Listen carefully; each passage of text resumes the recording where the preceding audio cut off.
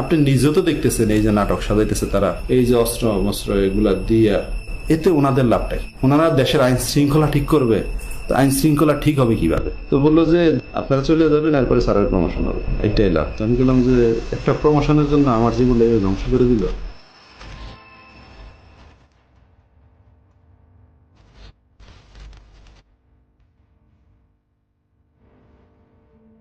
If we didn't have that commission, probably it will be just a storytelling. Nobody will believe, somebody will say yes, somebody will say no.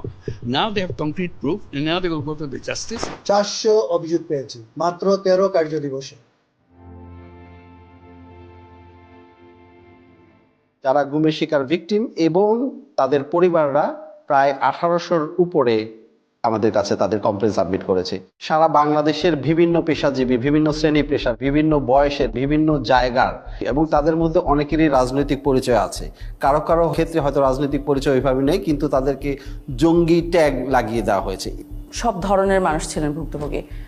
দিনমজুর ভুক্তভোগী আসেন আমাদের কাছে, অত্যন্ত ধনী ভুক্তভোগী আসেন, কলেজ পড়ুয়া ছাত্র আসেন, যেমন তেমন নারী ভুক্তভোগীও আছে।